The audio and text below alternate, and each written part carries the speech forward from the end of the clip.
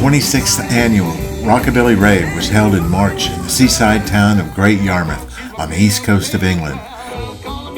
It was a full 4-day festival celebrating rockabilly music, and performing bands and attendees arrived from all over the world.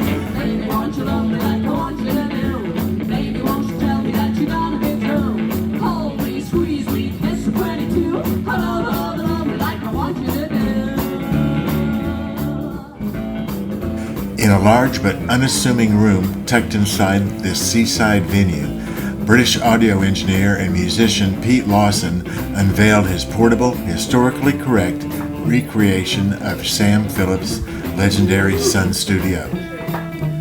To understand Lawson's accomplishment, it helps to revisit the roots of rock and roll.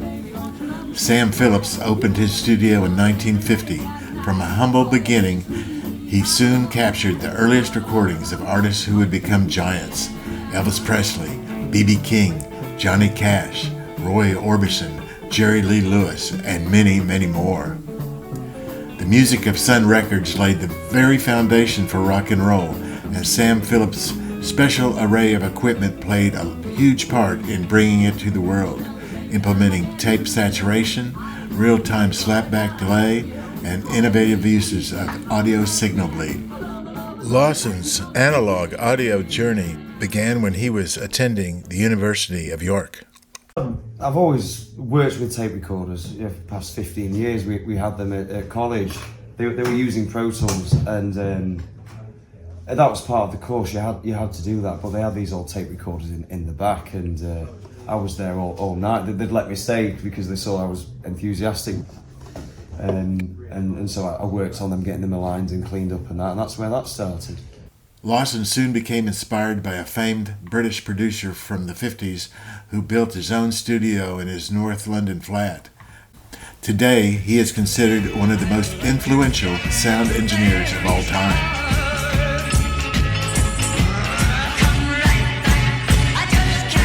And I was looking at the Joe Meek sound, and with him, the way that he was able to set it up in Holloway Road, his flat upstairs, and the amazing sound that he got out of that studio, and what he did to the house and the room to get that iconic quality with the recordings, sort of like spurred me on to find my own way of doing it. So I went down the portable route with it, and the easiest ones I could find at the time, which were good quality, were these Brennell recorders here, which are semi-professional. They run at full speed, 15 inches per second. They are half track on the heads, so the track's only half the width of the quarter-inch tape there. So you can, if you want to, reverse it, flip it the other way, and record on the other side. I've always enjoyed the Sun Records sound, and I thought, well, that's the route to go down, you know what I mean? So I've looked into getting an Ampex 350, which is this one.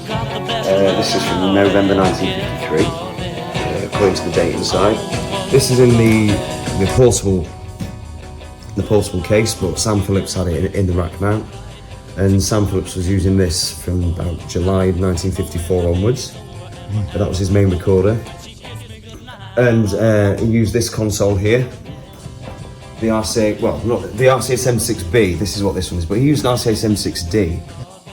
So the difference between the two, there isn't much, it's pretty much the same console.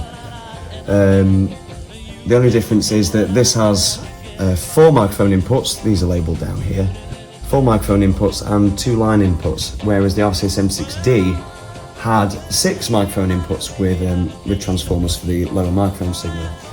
But from the research I've done, Sam Phillips used channel 5 and 6 for both slapback delay return from the second tape recorder, and he used channel 6 as monitor playback after from playing back from the main recorder.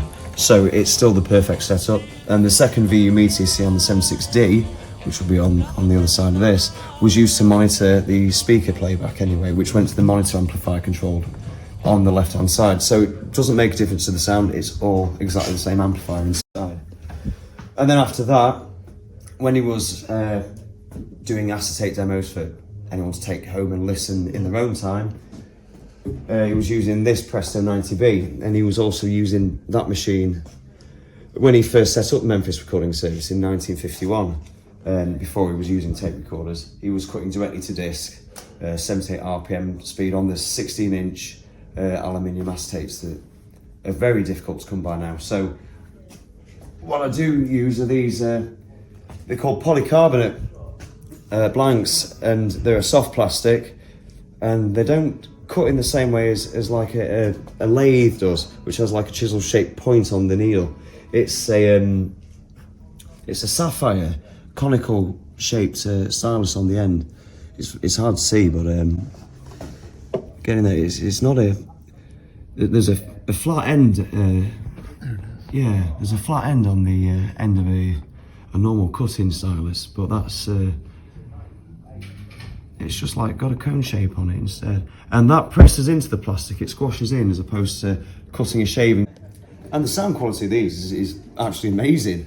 And then that's the tape transport. So inside, the electronics are huge inside. The huge power resistors absorbing the AC coming in for the motor and that, and controlling the speed and all. Lawson calls his portable studio the Rave Recording Service. Building his Sun Studio tribute was a multi-year effort, first studying and researching anything and everything he could find on the inner workings of Sam Phillips' Sun Studio. There's not many people here that you can really relate to about all this gear. It just seemed that, yeah, I mean, it was the only one in this country, you know, that was wanted to go in so much detail about it. It's like you had to go back to the photographs, back to the reading, back to the interviews, and then of course some of those interviews with Sam Phillips later on in his life, some of the stuff's irregular in terms of what's true and what's maybe been misremembered. So it's piecing that together. After you've done the research course, then you've got the focus to know what you're looking for. A big surprise for Lawson came on Saturday at the Rockabilly Rave, when 50s Decca recording artist and country music and rockabilly singer Mimi Roman came by to check out Lawson's retro studio. Roman, who flew in from the States to headline the Rave's final night show, was no stranger to this type of analog recording equipment. But now, at 91, it had been a while, so she booked an afternoon session for the next day. I couldn't believe it. I think Mimi was at the door, just trying the door, trying to get in, and of course, she's, by all means, a legend that she is, can come in and have a look, yeah. I couldn't believe it. The session was magic, it was surreal. It's difficult to remember back, really, because it just happened, you know, and it was like time travel. As she was saying when she came in, she's not worked with gear or worked in this way like this for 70 years, I think she said, which was crazy, you know, that it takes her back, you know, so effectively in that way, you know. Lawson's studio was a major hit at the Rockabilly Rave. The studio stayed booked every day and most nights of the 4-day event. Lawson was so busy he had to race to make it to his own show as a member of the Runaways, along with vocalist and guitarist Joe Newbon and drummer Kurt Jones.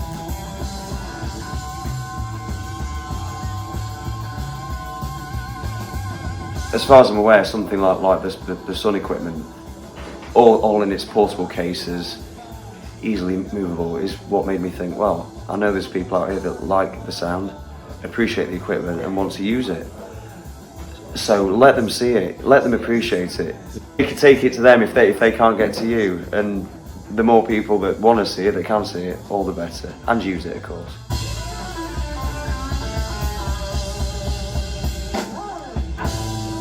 Thank you very much, everyone. Enjoy the rest of your weekend. See ya.